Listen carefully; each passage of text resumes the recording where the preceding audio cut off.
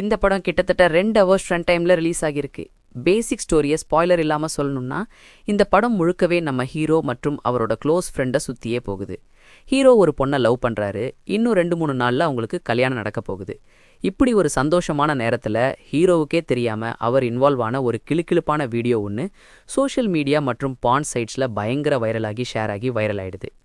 இப்போ ஹீரோவுக்கு வந்த பெரிய பிரச்சனை என்னன்னா, இந்த விஷயம் கல்யாணம் பண்ண போற பொண்ணுக்கு தெரிஞ்சா நிச்சயம் கல்யாணம் நின்று போகும்னு பயப்படுறாரு. அதனால அந்த 2 நாள் டைம்குள்ள எப்படியாவது அந்த வீடியோவை இன்டர்நெட்லேருந்து ரிமூவ் பண்ணணும்னு முடிவு பண்றாரு.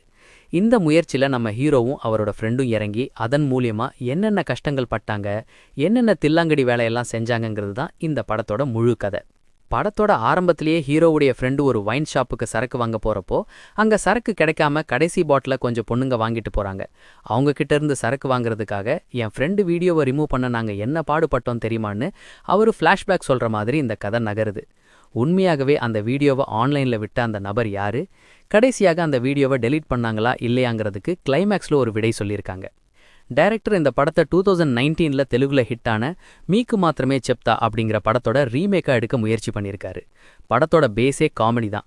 சதீஷ், சுரேஷ் ரவி, புகழ், கருணாகரன், ஜவா சுந்தரேசன், மோனிகா சின்னக்கொட்லா, மனசா சௌத்ரின்னு ஒரு பெரிய நட்சத்திர பட்டலமே இந்த படத்தில் இருக்காங்க.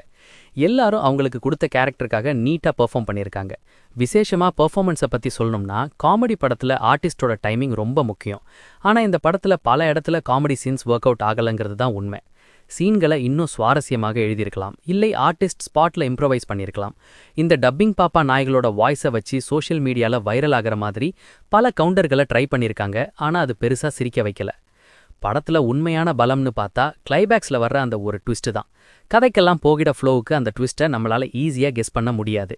அது ஒரு நல்ல எஃபெக்டிவான ட்விஸ்ட்டு தான்.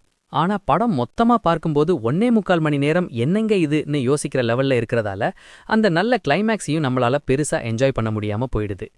ஓவராலாக இந்த படம் எப்படி இருக்குன்னா, நம்ம பொறுத்தவரை இது ஒரு பிலோ ஆவரேஜ் வாட்ச் தான். படத்துக்கு UA 16+ சர்டிஃபிகேட் கொடுத்துருக்காங்க, அதையும் மைண்டில் வச்சுக்கோங்க. இந்த படத்துக்கு நான் கொடுக்குற ரேட்டிங் 2.25 ஸ்டார்ஸ் அவுட் ஆஃப் 5. நீங்கள் இந்த படம் பார்த்துருந்தா உங்களுக்கு எப்படி இருந்துச்சுன்னு கமெண்ட்டில் சொல்லுங்கள். வீடியோ பார்த்து நீங்கள் என்ஜாய் பண்ணால் நம்ம சேனலுக்கு ஒரு சப்ஸ்கிரைப் பண்ணி சப்போர்ட் பண்ணுங்கள். அடுத்த வீடியோவில் மறுபடியும் சந்திப்போம். அதுவரை டேக் கேர். தேங்க்யூ ஃபார் வாட்சிங்.